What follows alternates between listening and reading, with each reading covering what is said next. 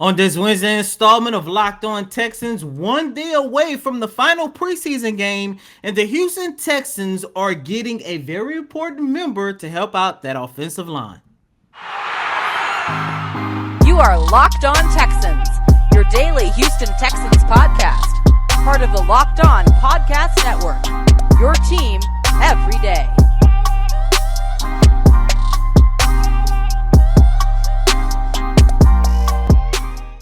Welcome, Texan fans, to a Wednesday edition of the Locked On Texan podcast, a part of the Locked On Podcast Network, your team every day. LinkedIn Jobs helps you find the candidates you want to talk to faster. Post your job for free at linkedin.com/NFL Network. I'm John Hickman. This is Cody Davis. This is Hump Day, Houston Texans. Had a walkthrough at practice on Tuesday. Not a lot going on. However, John Metchie showed up. We'll talk about him gracing the Houston Texans and their presence. However, we did suffer some sad news here in Houston for the organization. Cody, the Houston Texans lost one of the greatest members of that front office, of the original Get Houston a Football team. Jamie Roots on Tuesday. He passed away.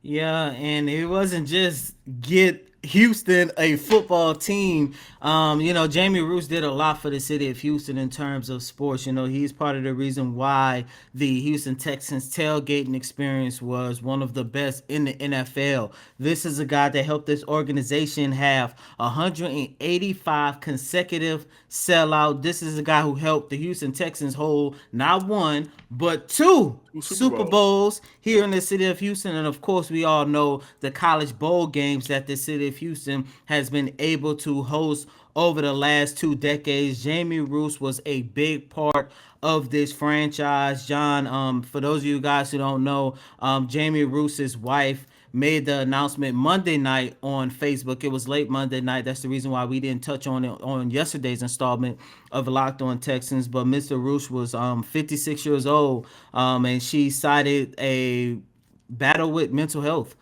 So it's just one of those situations where it's just sad all the way around. And before moving forward, I just want you guys just to listen to Cal McNair and current team president Greg Brissom on what they had to say about the loss of Jamie Roos. Bad day for us here at the Texans. We're really heartbroken at the loss of our friend Jamie Roots, 20-year-old friendship. Jamie led the Houston Texans business department at a very high level for 2 decades. He was also really involved with Houston and giving back, and one of his favorites was United Way. So he'll be missed by his Texan family. He'll be missed by the Houston community, and our sincere condolences go to his family, his wife Melissa, his kids, as we all work through a difficult time. I just, on behalf of a lot of hurting teammates that have worked with, had the honor of working with Jamie for 20 plus years, we're all hurting. Send our condolences to his wife Melissa and their family, as the McNairs said, and it's a tough day. So we unfortunately did not have an opportunity to meet Mr. Jamie Roos, but all you have to do is go on social media and you see former players like Justin Reed, you see Houston Texans TV host Drew Doherty, and of course the General John McClain, one of, if not the greatest sports reporter here in the city of Houston. Everyone is showing their love, their support to Roos's family, and here on the Locked On Podcast Network, we just want to send our prayers, our condolences to Mrs. Roos's family. Mr. Jamie Roos, rest in peace, my guy. Yeah, unfortunate. And again, reiterating what you said, Cody, what a lot of people have said in the media, just speaking highly of Mr. Roos, rest in peace, and God bless his family. The Houston Texans, as we mentioned, had John Metchie out there, the rookie wide receiver, who will be missing this year due to his battle with cancer. But he was out there with his teammates today. And, from what I was able to see, Cody, but you were actually out there, him kind of stepping on the scene brought some light to the Texans who were going through walkthroughs, but whenever he got out there, a lot of reporters and you and I talked about it behind closed doors, like he just brought a good spirit out there to the field. And I think that's good. You know, he's been away from the team last few weeks. Wide receivers are doing when they score a touchdown, they're doing that for Metchie, which is great. That young man has to know how important he will be for this franchise. And I know he does because they invested a lot into him. And so for him to come out there in the midst of still trying to battle his own battles, go through his own battles, I thought that was pretty dope, man, to see he and the rest of the teammates just kind of react to one another. Also, Tyler Howard said a couple of things on Tuesday that I thought was very interesting. Number one, talking about rookie running back Dameon Pierce, said Dameon is going to do a lot of special things for this team. To see a rookie come in and make those type of plays the first time getting the ball, he's going to be special. And he also said that it's always good to win by going 3-0 in the preseason. It just gives us confidence. I think we keep on building this momentum for the preseason. It's going to take us through week one against the Colts. I do want to address the Dameon Pierce comments. This young man has went from a fourth rounder that people were very excited about to now arguably the best running back on this roster, may end up very well being the starting running back on this roster in a matter of a couple of months, and he hasn't played a regular season game. I think that just speaks highly to a couple of things. Before we even talk about what he does on the field, his personality off the field, it's going to be very rare. Well, it has been very rare so far up until my career right now, speaking about the Texans, where I can actually say I've been around a player. And I've been around some players in the NFL. I've been around some Texan players, but I have not been around a player for the franchise that I've personally interacted with a personality as infectious as Dameon Pierce, as lively as Dameon Pierce, as opening, and just Dameon Pierce comes off as your homeboy. Like, you can just kind of have conversations with him. He's going to give it back to you. He's that much of a great energy and personality to be around.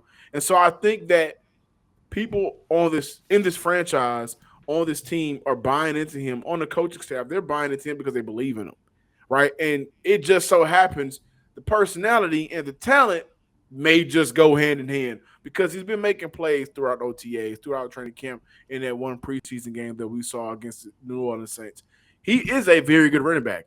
And I've said this a long time ago. I'm going to keep saying that you guys should thank Dan Mullen for his war crimes against the Florida Gators running back group. Because if it wasn't for Dan Mullen not playing him as much as maybe he would wanted to while he was in college and he got more touches, we may have not snagged him in the fourth round, guys. I'm telling you that right now.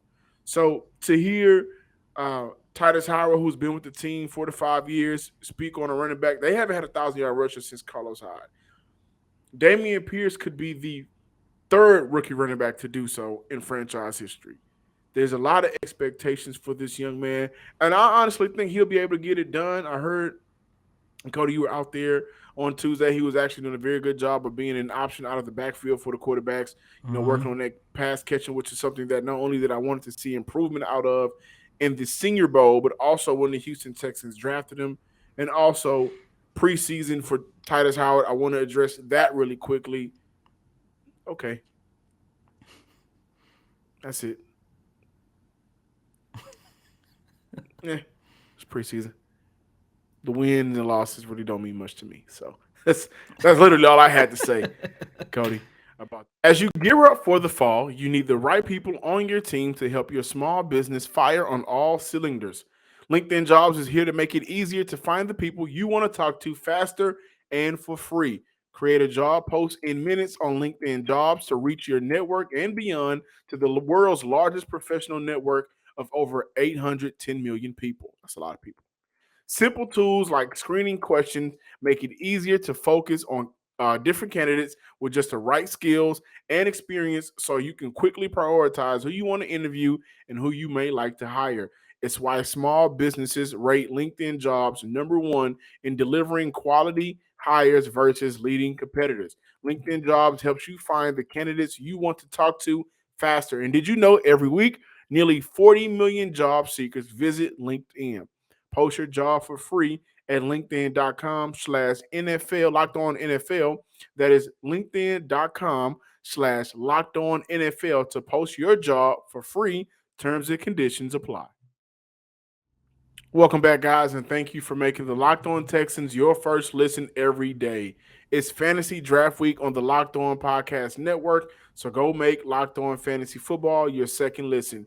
Fantasy expert Vinny Iyer, who brings over 20 years of NFL expertise and a unique angle to give you the moves no one else has. Get ready for your fantasy draft with Locked On Fantasy Football. Welcome back in, ladies and gentlemen, to this Wednesday installment of Locked On Texans. And yesterday was a completely different type of day at training camp. As we mentioned, there was like a cloud over the franchise, of course, with the loss of Jamie Roos. But things got a little bit brighter as practice went on due to John Metchie making an appearance. But John, the best thing that I was able to see out of practice on yesterday was the return of Keon Green. This is a guy on yesterday. He had his most productive day since returning back from that concussion that he sustained at the beginning of training camp. And during Tuesday's practice, John, listeners, viewers, you guys are going to love this because I had an opportunity to see Keon Green line up on that line of scrimmage in between Laramie Tunsil and Justin Britt. And down on his far right side was Titus Howard, which means this is a young man who is getting first team reps. After practice, Coach Lovie Smith did come out and say that Keon Green will play on Thursday against the San Francisco 49ers. And John, I'm looking at this game as a big opportunity from Green because not only do I believe that this is going to be an important game for him to go out there and get some in-game reps. However, I'm starting to believe that he's going to play majority of tomorrow's preseason game because not only did he play with the first team on yesterday, but he was also getting second team reps as well. When I take a look at Keon Green, John, I'm very interested to see what type of steps this offensive line is going to take. You have been big on Keon Green ever since this organization drafted him. I have not. I have seen some things that's been a little bit concerning to me. However, every time I get concerned about what Green can possibly mean to this offensive line, I just go back to his college days at Texas A&M. He spent 3 years at that university. Within those 3 years, he gave up only 5 sacks, one during the 2021 campaign. And of course, last year, he finished as one of the highest offensive linemen, according to Pro Football Focus, with an overall grade of 79.6. Yeah, and I found a crazy stat that when rushing his way for his senior year last year, whenever they were running zone blocks, he averaged 6.4 yards his way. So that's something to be excited about, considering when you look at Houston's offensive line. When was the last time you were that excited for an offensive lineman? Titus Howard in 2019. That was a long time ago. They haven't drafted a lineman since that you were just really excited about. And I would look at Keon Green and say, well, maybe his excitement isn't the same as Titus Howard. Remember, in Titus Howard draft, everybody wanted Andre Dillard. Now, I think Titus Howard has had a better career thus far. I don't think necessarily that's due to, just him being a better player, maybe due to injuries and whatever the case else may be. But that excitement was, okay, well, let's see what this guy can do. The excitement for Keon Green is he can actually move bodies.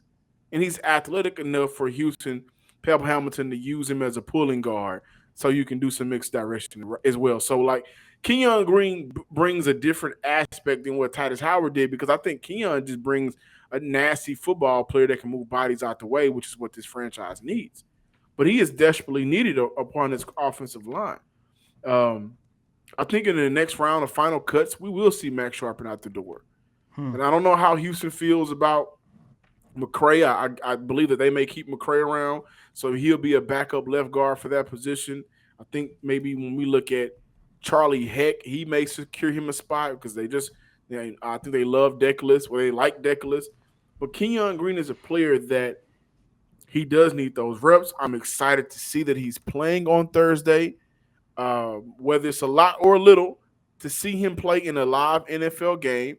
By the way, the 49ers have already mentioned that they will be playing their starter, so we will get an opportunity to see some good 1v1s against the one team versus the one team, not ones versus twos, not twos versus threes. I'm excited to see some ones versus ones, and that'll be good for the rookie, right? And I think his learning process may really come on the fly because of the time missed, but the talent is there. So, I'm a firm believer of if the work ethic and the talent matches up and to come together, then that player is going to be fine. And I do think that he's a very talented run blocker. I look at that specific skill as the skill. If you don't do anything else for Houston, move a body out of the way. And I think he will. He also will have an easier job with blocking because he's blocking next to Pro Bowler Larry Tunsil. Larry Tunsil also made Titus Howard's job easier last year when they were able to play together at the left and right guard position until injury kind of threw it all off, right? And so he has a mentor on that side. The biggest thing for Green is just to see somebody else that doesn't have your jersey on. Put your hands, lay the hat on somebody else that doesn't have your jersey on. Get hit. Lose a 1v1, right? Lose a battle, win some battles. Get that experience right now so Houston can make this process a little bit easier and faster, speed that up with getting you on the field because let's face it, the running backs need your help. Davis Mills is going to need your help. He's a fairly good pass blocker coming out of college, right? But overall, the help that Davis Mills is going to need is favorable downs, right? Let's take the 2nd and 8. Let's make that 2nd and 6. Let's take 3rd and 6. Let's make that 3rd and 3, 3rd and 2. And I think that his ability to allow the running backs to get where they need to go, move a body out the way, is going to help this offense keep drives alive. That is the one thing that we were not really able to see consistently in game 1 and 2 whenever Davis Mills was on the field. 2 3-and-outs in game 1 against the Saints, and a lot of that had to do with penalty. And then up until maybe like the last 45-second mark of that second quarter in the first half, the Texans were, was it 0 for 5 on 3rd downs, and they were not in the best favorable positions. So that's why I can't wait to see that young man on the field. I still like him because I like his potential, right? I didn't think he was the best guard in the draft, but for Houston, I like what he can potentially be in the next 2 or 3 years for this team. And matter of fact, I love the fact that you highlighted his run blocking because that is one of the things, if not the most important attribute of Keon Green that I'm most excited about, John. Like I just mentioned, I do have my concerns. However, I just go back to his days at Texas A&M and see what did he do in college to make him the number 15 overall pick for the Houston Texans. And speaking of his days in college and how he was able to help the run game, how he was able to help a running back, Isaiah Spiller, who was one of, if not the best running back entering this year's draft class. You're looking at a guy who played all 3 years at Texas A&M, running behind Green. This is a guy who recorded almost 3,000 yards with 25 touchdowns and was drafted by the Los Angeles Chargers in the 4th round. So if Keon Green can do that alongside Isaiah, I cannot wait to see what he's able to do alongside Dameon Pierce. Hopefully some damage. One. BetOnline.net is the fastest and easiest way to check in on all of your betting needs. Find all of your favorite sports and events at the #1 online source for odds, lines, and games. Find reviews and news of every league, including Major League Baseball, NFL, NBA, NHL, combat sports, esports. Go ahead and get you some golf in too. BetOnline continues to be the top online resource for all of your sports wagering information from live betting, scores, podcasts.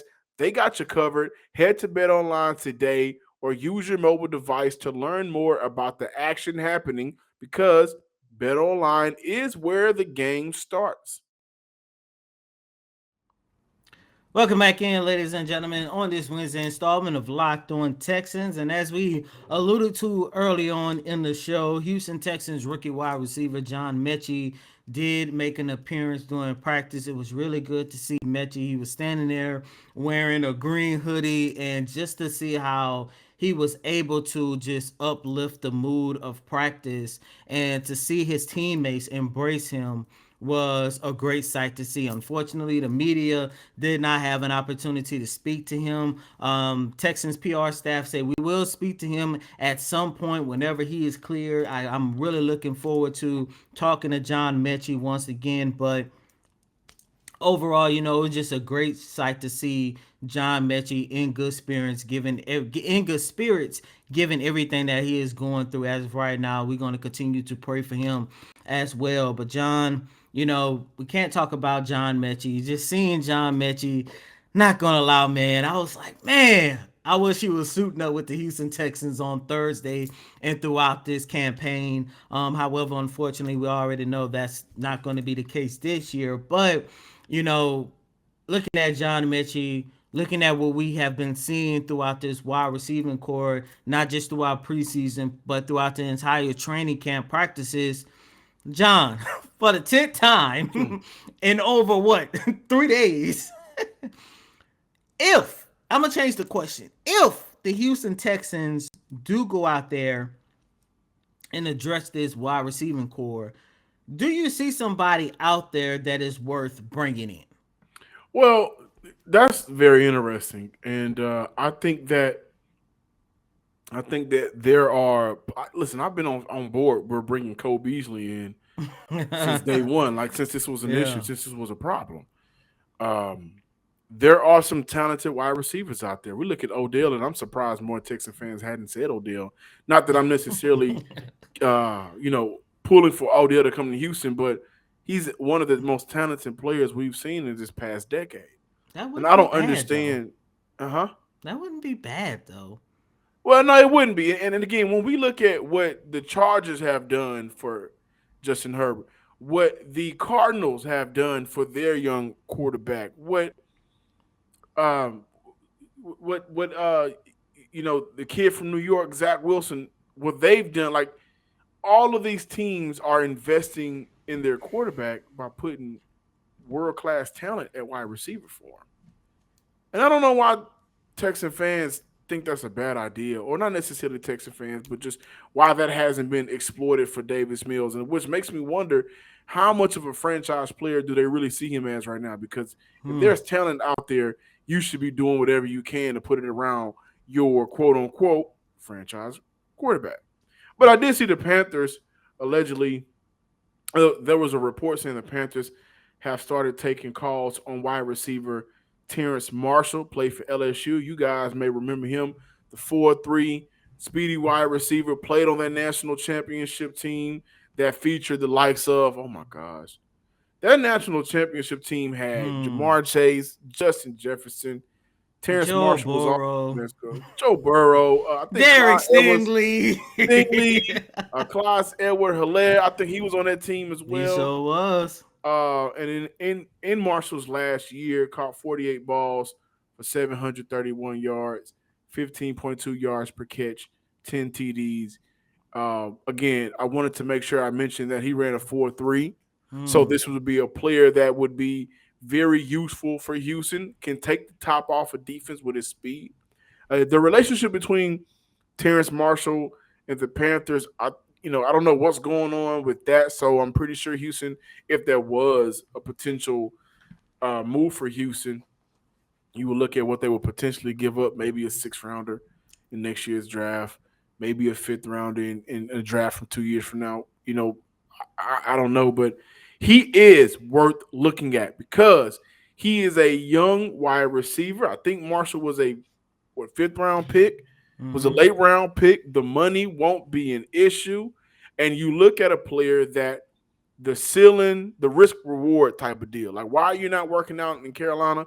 Could just be he needs a new scenery, but he can maybe work out here in Houston, He does have the tools. He has the speed. Terrence Marshall is also 6'2", 210, 215 pounds. Runs a 4.3. Like it would be worth it. And above all, this wide receiver group, there's some players I like, isn't above bringing him in, right? Like they're not an all class, world class group of wide receivers. No disrespect, but they're not the top tens and the top 15s and top 20 of the league. We have one top 10, top 15 considerable wide receiver here in Houston with Brandon Cooks. The rest of the guys are still trying to figure their way out. So bringing them in wouldn't hurt, and I think it maybe only would help. And thank you guys for checking out today's episode of the Locked On Texans podcast. Make sure you subscribe to Locked On Texans on YouTube under the name Locked On Texans. Okay, you know what you do. Go ahead and subscribe, like, and comment. Follow me on Twitter at John_Hickman12. And as always, I'm your host, Cody Davis. Please remember to follow me on Twitter at CodyDavis_24. Once again, that's Cody, COTYDAVIS_24. Until next time, ladies and gentlemen, peace. Bulls on parade with the fade.